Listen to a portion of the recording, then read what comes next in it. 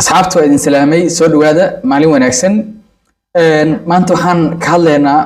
ma ahan runtii siyaasad iyo falanqeyn ku saabsan siyaasad iyo warar iyo eedeyn ama is eedeyn maanta waxaan runtii diiradda saaraa waxay tahay gabadha xanuunsan ee la yiraahdo Xayaat oo runtii dhib weyn oo haysto oo shacabka Soomaaliyeed dhan ay og yihiin oo cid runtii u dabqatay iyo cid u gurmatay aysan jirin oo dhibaato xoog leh ay haysato oo jirkeedii ruruqay oo maaragtay bararay oo sidii bacdi u dildilaacayo una fiiqmaayo sida la soo sheegay ama inteena badan aan ka aragnay baraha bulshada gabadhaas waa gabar Soomaaliyeed waa gabar u baahan garab istaag iyo gurmad qof kastoo Soomaaliyeed inuu garab istaago ayaa laga rabaa kii Ilaahay wax siiyay inuu u gurmado كان معرفة حولهن إنه أدعيه أو قلبي أدعيه يا رهوا أنت كذب دتك مسؤولين تأهاي أما معرفة هاي مثلاً وإيكاجاويين إني جبر ناس أجرمدان أورنتي جرمد أفديان عافمات مركا وحن أديرها مركا فرين شعب الصوماليات فرين وحن أديرها الدولة فرين وحن كهر مرة الدولة fariinta dawladda aan u dirayo waxay tahay dawladda waxa laga rabaa inay gabadhaas u sameeyso garab istaag buuxo si ay u dareento inay leedahay dawlad la maaragtay la damqanayso la dareene dareemayso murugada gabadhaas inay leedahay waa inay dareentaa oo qarankeedii oo u soo gurmaday inay dareento waa gabadhaas maxaa yeelay taas waxay keenay niyad dhis ayay u noqonay shacabka Soomaaliyeedna waxay dareemayaan inay haystaan dawlad dadkeeda ka naxayso oo la damqanayso oo maaragtay muxuu ahay la dareen ayay taas muujinay marka dawladda waxa laga rabaa kaalin lixaad leh inay qaadato oo ay arintan si degdeg ah u howlgasho oo gabadhaas fiisa caafimaad oo jarmal ay si degdeg ah u dhamayso way u dhamay kartaa waxa dawladda looga baahan yahay waxay tahay wasaaradda maaragtay muxuu ahaay in gabadha isbitaalka ay ku jirto iyo xarumaha caafimaad ay tagto in warqad looga soo dhameeyo wasaaradda caafimaadkana ay runtii u diyaariso warqad la yiraahdo letter of support warqad la yiraahdo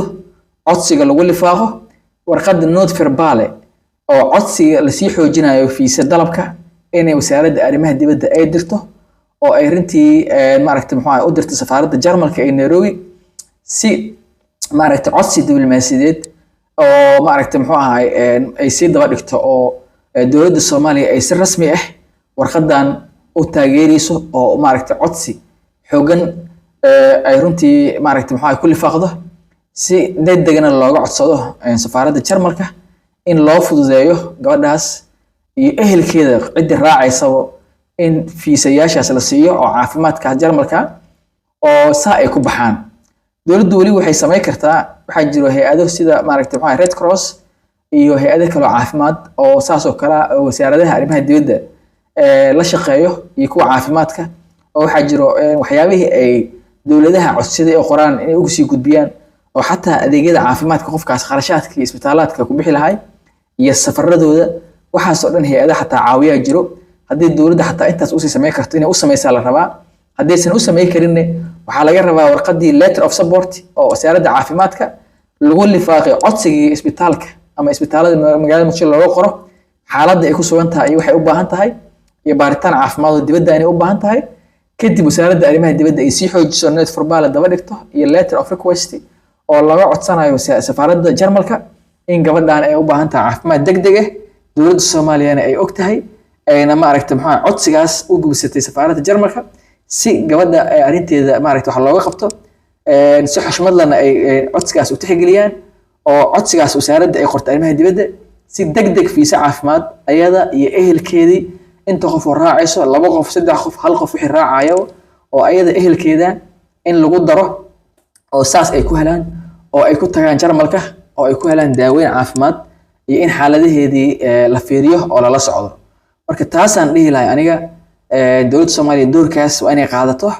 waa inay dadka shacabka ay la dareen noqoto waa in gabadhaas gurmad la'aanta ku dhacday ay u gurmato ay dareensiiso inay leedahay qaran la dareen ka damqanaya dhibka haysto diyaar u ah inuu maaragtay waxaan garab istaago la u fududeeyo fiisaha iyo dalku galka iyo arrimaha caafimaadka isbitaalada u baahan tahay ee dalka Jarmalka arrintaas ayaa la rabaa dowladda Soomaaliya inay xil iska saarto oo aan aragno dowladeennii oo u istaagtay gabadhaas wax ka qabashadeedii arrimaha gabadhaas haysto in wax laga qabto oo waliba si degdeg ah muddo kooban oo 2 isbuuc ah gabadhaas wax loogu qabto oo dalka Jarmalka lagu geeyo haddii Ilaahay yiraahdo ayaan rabnaa haddaan shacabka Soomaaliyeed nahay taas waxay keeneen shacabka kalsoonidooda iyo dowladnimada inay maaragtay muxuu ahay aaminaan oo dowladooda ku kalsoonaadaan oo dowladnimada sii jeclaadaan oo ay dareemaan naxariista dowladooda u hayso oo dowladooda inay la dareen tahay dareemaan oo maaragtay muxuu ahay ay runtii garab istaagaas ay dowladda u garab istaagtay gabadhaas ay maaragtay muxuu ahay shacabka Soomaaliyeed ka mahad celiyaan oo dowladooda la shaqeeyaan oo dowladoodu maaragtay muxuu ahay ay garab istaagaan ay keeneen laakiin haddii dowladdii aysan u socon oo ay dhagaha ka furaysato oo aysan tixgelin siin waa nasiib dar inteeda la eg shalay haddii kuwii xildhibaanada ahaay ee maaragtay waxa ku matalayay kursiga ayada ay ka jeesteen oo ay dhagaha ka furaysteen maanta waxaan rabnaa haddaan shacabka Soomaaliyeed nahay xafiiska ra'iisul wasaaraha iyo xafiiska madaxweynaha jamhuuriyadda waxaan ka codsanaynaa in gabadhaas Soomaaliyeed ee dhibka haysto ee xaalkeedii meel loo baxshay la yahay oo social media circulate gareynayo musawiradeeda iyo fiidiyodeeda oo laga deeriyay oo maaragtay oxygen ku xiran yahay oo cid maanta u gurmatay aysan jirin in dowladda Soomaaliya waxaan ka codsanaynaa oo codsi dheer ku jeedinaynaa haddana shacabka Soomaaliyeed in gabadhaas gurmad degdeg la gaaro oo dowladda gacan taageero u fidiso oo maaragtay muxuu wasaaradda arrimaha dibadda iyo wasaaradda caafimaadka u istaagaan gabadhaas sidii howlaheeda caafimaadka loo hirgelin lahaa dalku galkeeda loo fududeey lahaa tegitaankeeda Jarmalka loo amba bixi lahaa garab istaag maaliyadeed loogu sameey lahaa oo gabadhaas ay u dareento in qarankeedii oo maanta meel cidla uga tagin oo daryeelay oo garab istaag u muujiyay oo waxa ay u baahneed oo la qaban kara oo la qabto ayaan ka rabnaa dowladda Soomaaliya intaas aan ka rajeeynaa shacabka Soomaaliyeed fariinta aan u diraa waxay tahay gabadhaas loo duceeyo maaragtay qof kasta oo Soomaaliya oo Ilaahay wax siiyay waxa uu la gaari karo iyo gurmadka uu fidi karo maaliyadeed ha u fidiyo hay'adaha maaragtay muxuu ahay ka shaqeeya samafalka ururada NGO-yada bangiyada waxa la rabaa inay u istaagaan gabadhaas oo runtii garab istaag buuxa ay u muujiyaan waxaan u damqanayna waa Soomaalinimo waa walaalnimo waa walaashaa oo kale waa walaashay oo kale waa walaasheen waa gabar Soomaaliyeed dhibkeedana dhibaayo marka waxaan rabnaa walaalayaal in gabadhaas loo gurmado oo ay maaragtay waxa dhibka haysto xaalad culus ay ku jirtaa oo maaragtay muxuu ahay aan la garanayn waxa haayo iyo dhibka haayo marka gabadhaas dowladda iyo shacabka waa in loo gurmadaa dowladana ay qaadataa mas'uuliyadda muxuu ahay dhaqdhaq socodkeeda safarkeeda haddii noqon lahayd dalku galkii haddii noqon lahayd maaragtay muxuu ahay fududeyntii amba bixeedii soo dhaweynteedii Jarmalka oo safaaradda Soomaaliya ee Jarmalkana runtii agaasinka ay maaragtay isku dubarid loo sameeyo oo loo sameeyo soo dhaweyn qaran oo gabadhaas isbitaal Jarmalka la geeyo oo halka lagu daaweeyo lagu baxnaaniyo xaalkeeda dowladda Soomaaliyeedna ay runtii kaalintaas maaragtay ciyaarto ay doorkeedii maaragtay muxuu ahay bini'aadanimo iyo dowladnimo ay ka soo baxdo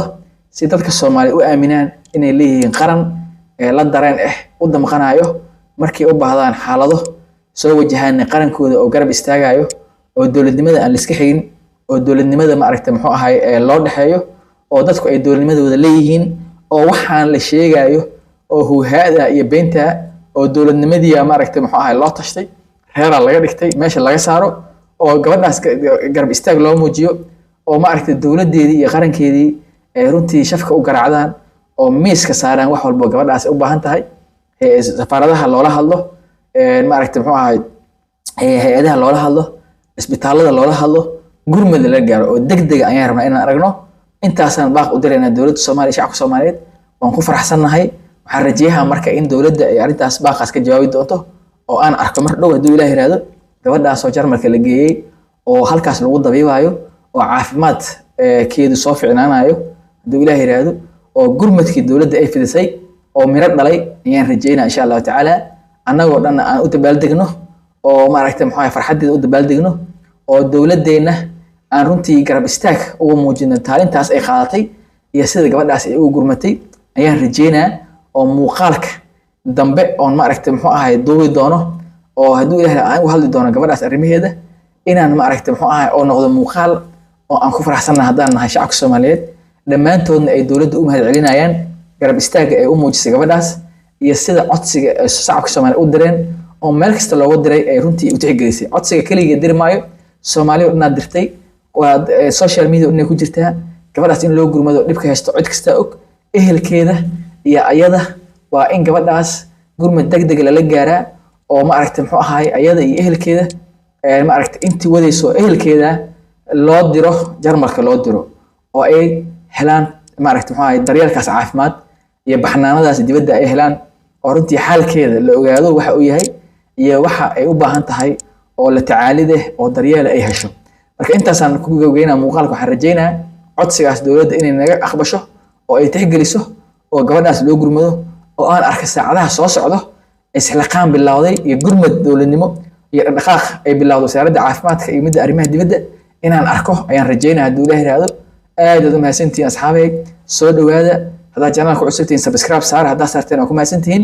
video sii share gareeyo meel dheer gaarsiiya la wadaaga asxaabtiina mas'uuliyiinta ha loo geeyo ha loo share gareeyo wixii tala ay tusaalaha kusoo qola qaybta hoose commentiga gabadhaasna ha loo gurmado qof kastoo Soomaaliyeedna ha u duceeyo saasaan rajeynaa qof kastoo Soomaaliyeed inuu u duceeyo oo runtii maaragtay wuxuu ahay oo gabadhaas ilaahay u baryo in caafimaad siiyo ayaan runtii aan qof kastoo Soomaaliyeed ku boorinaa culimada u duceyso dowladdana ay gurmadkaas u sameeyso maaragtay muxuu ahay dalku galka iyo aanbabaxeeda ganacsatada iyo cidda ilaahay wax siiyay ay gabadhaas gurmad dhaqaale ay la gaaraan oo xaalkeeda laga warqabo ayaan rajeynaa marka aad u mahadsantiin asxaabay inta muuqaalka waxaan soo arki doonaa waxaan rajeynaa khayr caafimaad والسلام عليكم ورحمة الله وبركاته باي باي